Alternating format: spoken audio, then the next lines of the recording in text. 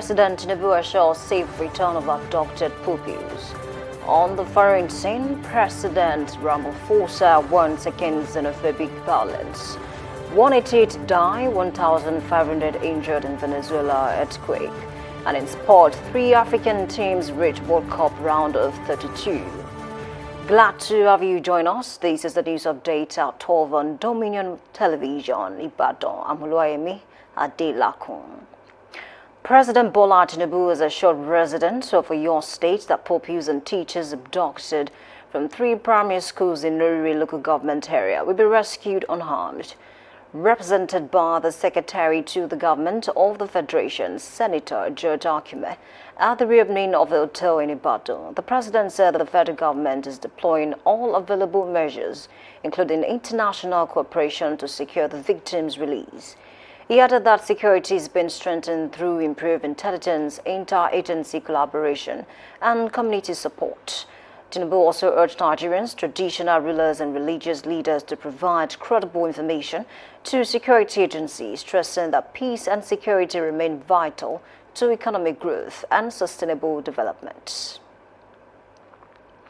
Troops of Operation Adinkai have rescued 53 civilians and recovered 8 vehicles after dismantling a suspected terrorist roadblock along the Buratai-Kamuya Road in Biu local government area of Borno State.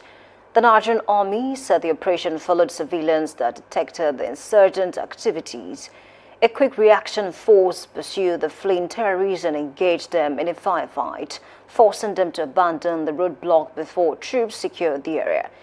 The rescued civilians were taken to Buratai for medical checks and documentation. The military also urged residents to continue providing timely intelligence to support ongoing security operations.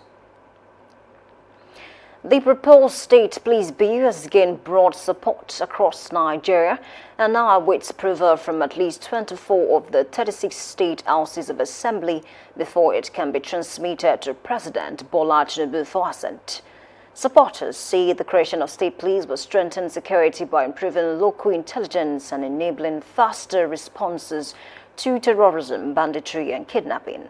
Several state legislators have indicated readiness to begin consideration of the bill once it is formally transmitted. However, the People's Redemption Party, PRP, has opposed the proposal, warning that state police could be abused for political purposes and urging Nigerians to reject the constitutional amendment. The federal government said it is not increasing taxes but focusing on expanding the number of taxpayers to improve revenue generation.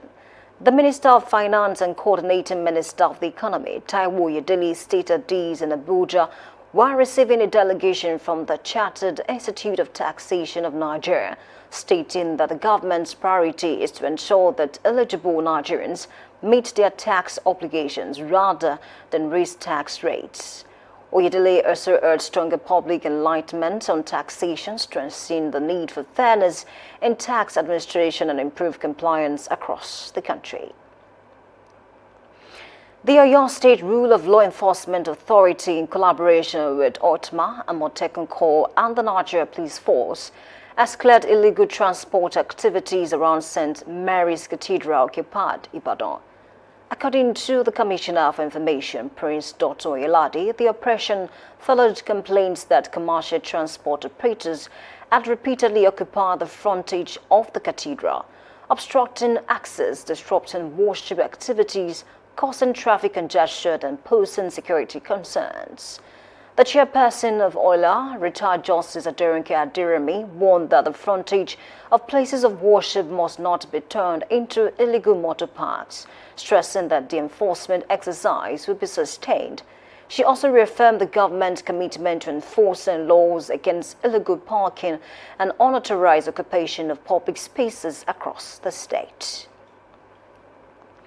On the foreign scene, South African President Cyril Ramaphosa has warned that anyone attempting to destabilize the country during planned anti-immigrant protests on June 30 will face the full force of the law.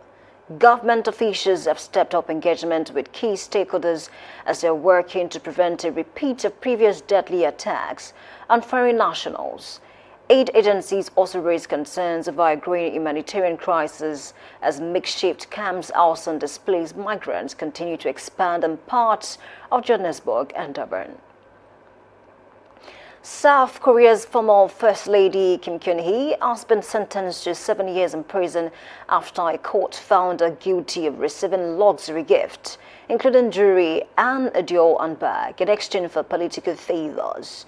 The Seoul Central District Court ruled that Kim accepted the bribes before and during the presidency of her husband, former President Yoon Suk-yeol, saying her actions undermine public confidence in the fairness of public appointments. The court also fined Yoon 64.8 million won and ordered the confiscation of the gift if recovered. However, Kim's legal team rejected the verdict and announced plans to appeal, arguing that the court overstated the evidence presented against her.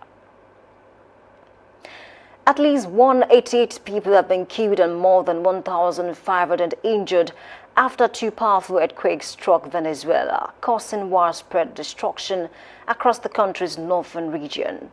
Authorities say more than 200 people remain trapped beneath collapsed buildings. Officials included that at least 250 structures were damaged across Caracas and other affected areas. Acting President Delcy Rodriguez described the disaster as a national tragedy, saying emergency responders are working tirelessly to rescue survivors. Meanwhile, in a social media post, U.S. Southern Command, which oversees U.S. forces activity in South America, said Major General Kevin Gerard has arrived in Caracas to oversee the Department of Defense's support for relief efforts. Talking sports, 3 African nations have secured places in the round of 32 as the ongoing 2026 FIFA World Cup, underlining the continent's strong performance at the expanded tournament. Morocco, South Africa, and Cote d'Ivoire booked their places in the knockout stage after finishing among the top 2 teams in their respective groups.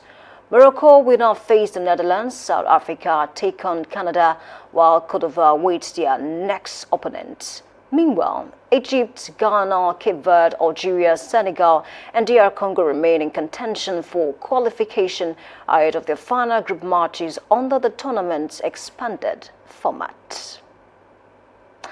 You can visit our website on www.dominion.org.ng to watch us live and interact with us. You can also follow us across our social media platforms, Facebook, Instagram, TikTok, YouTube, and LinkedIn at Dominion Broadcast and X at Dominion Cars. And hence the news update on Dominion Television. I'm Oluwayemi Adelako saying thank you for watching and good afternoon.